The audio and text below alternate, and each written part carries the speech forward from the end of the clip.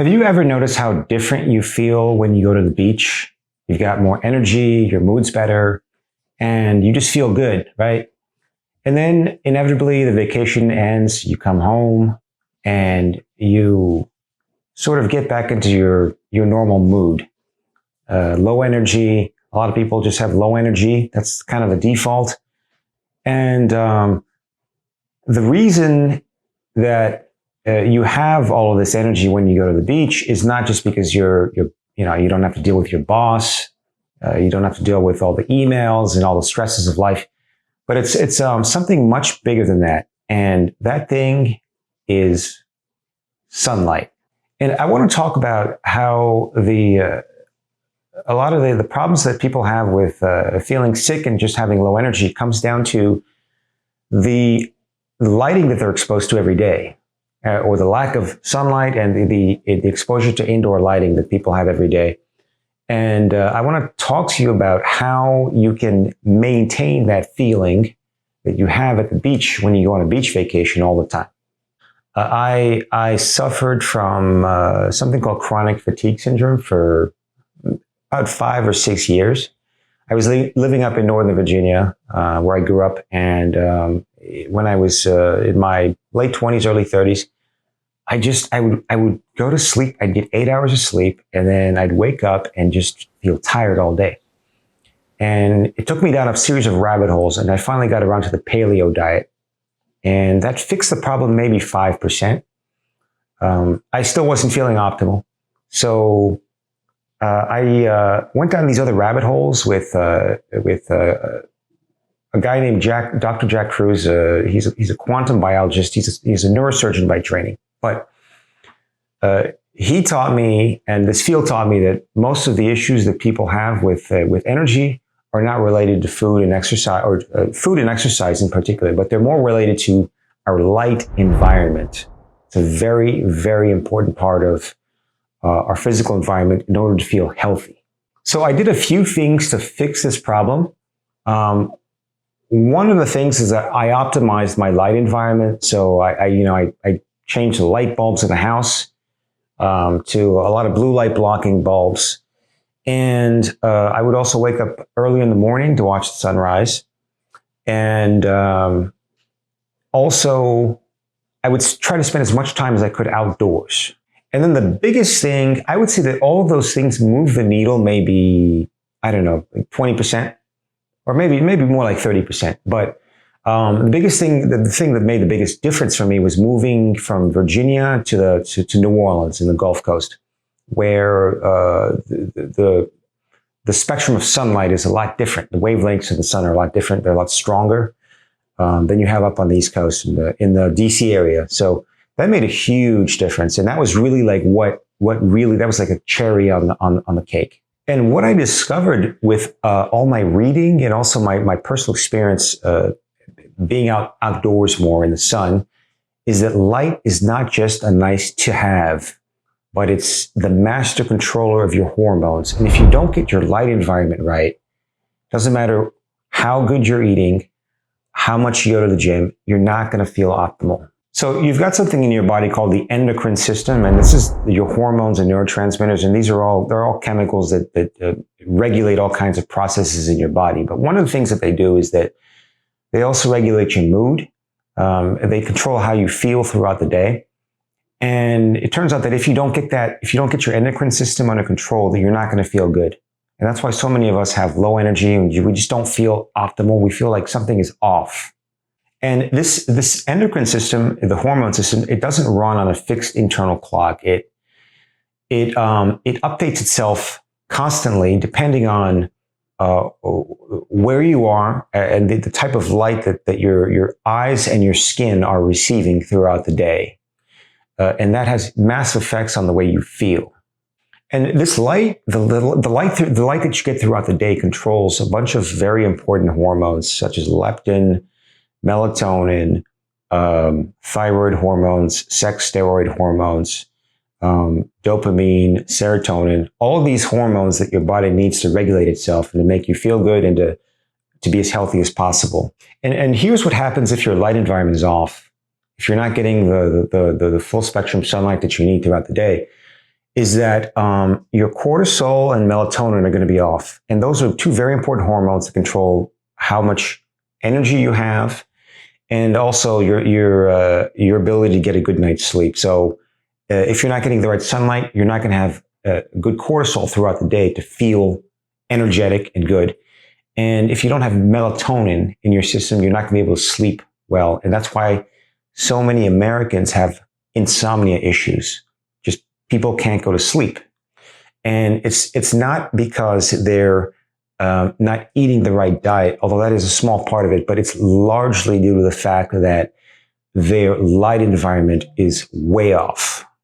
So the two big things with most people and their daily lives is that one, they're not getting the morning sunlight that they need, and two, they have too much artificial light, artificial blue light at night after sunset. And that really disrupts cortisol and melatonin. And the other thing that this disrupted light environment does is that it really messes with a hormone called leptin. Leptin is a hormone. It was discovered in I think 1994. I've got to check my references on that, but pretty recently.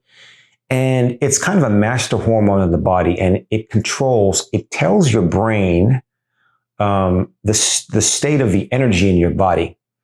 And it controls things like your appetite, because if the leptin tells your brain that you've got lower energy than you need, then it's going to make you more hungry. So it really affects things like your drive to eat or to not eat, and it's kind of a master hormone in the body, and it's extremely important that you regulate your leptin. So one of the things that not having the right light environment does, especially sunlight, is that it causes what's called leptin resistance. And this is a state where the leptin signaling in your body is off, and it's kind of like mismatching what is out there with the internal state of your body. And this causes a lot of things like overeating, as I mentioned, and a lot of people have issues with eating too much, or having to. There's a term these days called hangry, where people feel like they have to be eating all the time, and it's not normal to be snacking all day. Humans have evolved to do that, and it's one of the things that is really wreaking havoc on our health. And the other hormone that a bad light environment really affects is a hormone called pregnenolone. And it's called the mother hormone, and it's just as important as leptin. And this is like one of these hormones that controls a lot of other hormones. So when you're in a bad light environment, if you're not getting enough sunlight, or you're living under too much blue light at night from your screens and your TVs and your fluorescent lights in the house, you go through something called pregnenolone steal syndrome, and that's where this hormone, because it senses that your body's under stress, it prioritizes cortisol, which is the fight or flight hormone. And that's why a lot of people feel a lot of anxiety and constant stress, because they're in a bad light environment, and it's causing this pregnenolone steal syndrome to prioritize cortisol and deprioritize other hormones, such as the sex steroid hormones, testosterone, estrogen, and then serotonin and other hormones. And that is one of the reasons why there is so much infertility. A lot of Americans have fertility problems, especially women, but men too. Is largely because of our light environment. We live in these situations where we're being bombarded by our screens, by blue light, and we're not getting enough sunlight during the day. So we're basically, our bodies are pumped with cortisol, and we're not getting enough of these enough of the pregnenolone to have these cascading effects where we have healthy testosterone and estrogen levels and other hormones. And another effect is with bad lighting is lower dopamine levels. So we never really feel optimal. I think a lot of us, we go through the day and we feel like kind of like zombie-like sometimes. Like like life is a little bit gray, and it feels like we're not living our full life. And I think that's one reason why so many people use all kinds of substances to feel optimal, like alcohol or cannabis or any one of these drugs, because they're not getting the right signals from the lighting in their environment in order to produce dopamine and serotonin at the levels where you feel good. So here's something you need to know. Diet and exercise are important.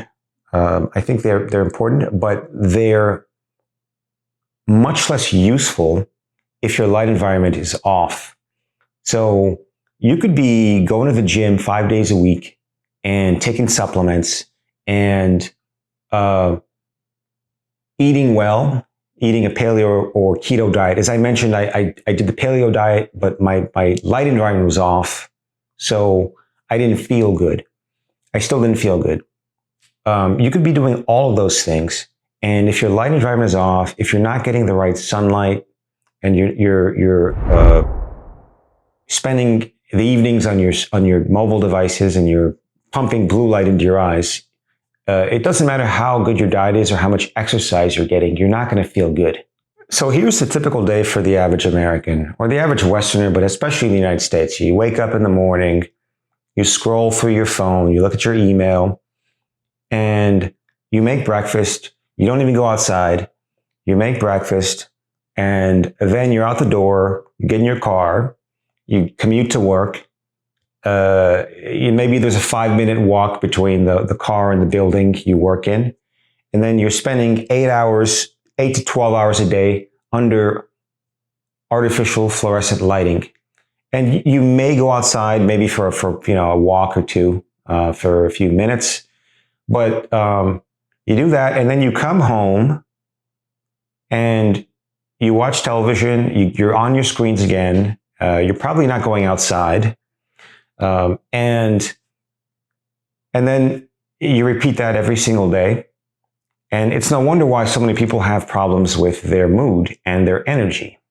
Most people get 20 to 30 minutes of actual daylight or sunlight throughout the day, which is, that's unacceptable. It's unacceptable because our biology, the way we evolved to be outside. If you look at hunter-gatherers, they're almost always outside. And that's one of the reasons why they're so healthy, despite all the various diets around the world that hunter-gatherers eat, whether it's on the equator, there's a lot more carbs versus in the northern hemisphere where people have much heavier meat-based diets, and they're all very healthy. And the one variable that connects all of them, their health, is that they spend most of their time outside. So with all this, it's no wonder so many of us feel chronically unwell, or like we feel like something's off. It doesn't, like, life feels a bit gray, and it's because we're just not living in the right light environment. And I'm going to talk to you about a few things you need to do. You absolutely have to do every day to fix this and to get this right and to feel your best every single day. First thing you need to do, morning, try to wake up with the sun when the sun is still orange, and go outside. Try to be outside within 30 minutes of waking up and watch the sunrise. What I do is I do what's called sun gazing. So when the sun is still kind of orange, I look off sort of to the side of the sun, and I just gaze at it for about 15 minutes. And that has done more to my level of energy throughout the day than anything else that I've done. Even food, diet, none of that matters without my morning sun. And that's something that I absolutely have to do every single morning. And try to be outside in the morning while it's still orange for as long as you can, and sun gaze if you can. And then try to be outside up until about 10 a.m. Because that's when you have the most infrared in the sun, and it's going to tune your hormones. And it's your eyes kind of like a clock. It's not just, eyes aren't just for seeing, but they're like internal clocks that tell our bodies what time of the day it is. And if you get out in the morning, you watch sunrise, you're telling your body to produce certain types of hormones like serotonin, melatonin, and that's going to help you sleep better at night. And in fact, the best way to get a good night's sleep is to watch the morning sun. So I know a lot of us have indoor jobs, and it may not be as easy as I'm saying to be out there until 10. I would say if you have a remote job, if you've got a remote job, then try to take your laptop outside. I do. I'm outside with my laptop until 10 a.m. And if you have to work in an office, or if you do work in an office, I would say try to take as many breaks as you can and be outside and get your skin and eyes exposed to the sun. So midday, so about noon or so, that's when the sun has the most ultraviolet light in it, and which is why it's more yellow than orange and red. And that's where the vitamin D production starts. So I would say midday, if you work remotely, get outside, sunbathe. If you have lighter skin, obviously, you burn more easily. I would say, a half hour should be enough.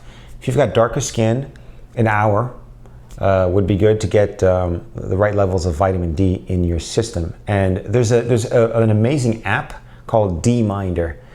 And I have it on my phone, and it tells you, it tracks the location of the world you're in, and it tells you how much vitamin D you're getting per minute. So it's a very useful app, and I use it all the time.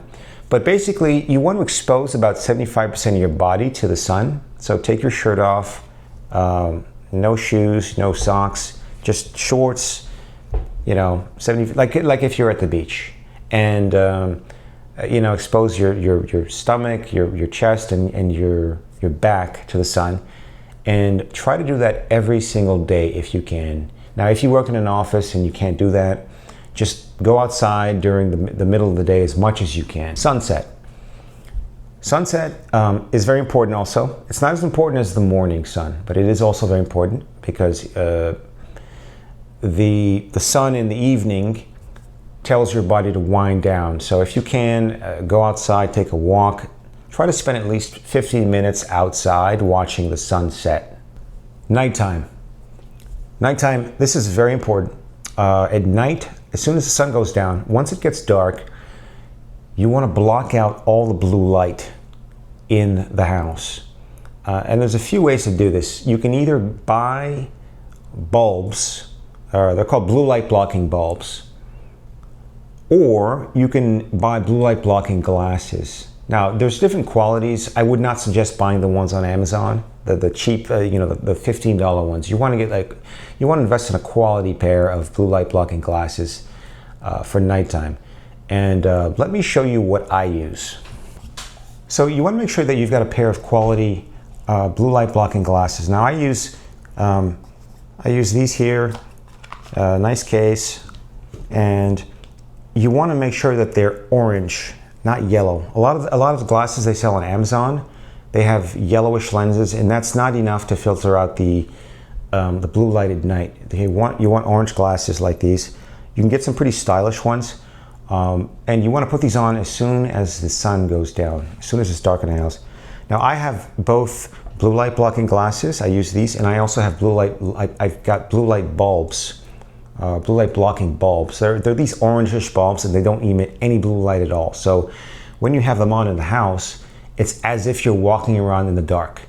So your body can utilize the melatonin to give you a good night's sleep. So these are very, very important. I would say this is after getting morning sun, blocking the blue light with these is the second most important thing you can do in your life to have energy and to be disease-free. So super, super crucial. The other thing also you can do is, I would recommend this also. This is maybe tertiary, but having blue light filters on your mobile devices. This is it's a really good thing to have. It's just an extra layer of protection. I know that a lot of mobile devices have these blue light blocking filters. That's software basically. It's fine, but it's not strong enough. You need an actual physical filter on your mobile devices to block out all the blue light. So what I have on my iPhone is, if you can see, I've got this kind of orange filter on it. It's an actual physical filter. It peels off. See, it peels off. And you just apply that to your phone. And you can buy them online. And it blocks out 100% of the blue light. So you've got the glasses. If you've got the glasses, you've got the filters on your mobile devices, and then also the blue light blocking bulbs. You can live, you can do the things you normally do at night, live normally, and it's like you're in the dark. And so your body's getting these signals, your brain's getting these signals to wind down and to get a good night's sleep. And in addition to that, because you've spent the morning outside, getting infrared light in your eyes and in your skin, that's produced melatonin, which is going to help you sleep that night. And I would suggest doing that every single day. Now, I understand that we can't be perfect with this. We've got, sometimes we go out, we all go out on the weekend. You're going to be exposed to light, artificial lighting. That's fine.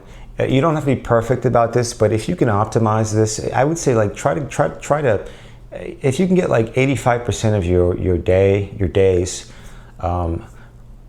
optimized with sunlight and also at night with blue light blocking devices and filters, I would say that you're in a very good position and you're going to be healthier than most people. If this video made you look at light differently, I hope it did, then drop a comment in the comment section and tell me one thing you're going to do to change your light environment this week. And if you want to go deeper into how light and food and our original design, or our evolutionary design, affects our daily life, then check out some of the other videos on this channel, and I'll see you soon.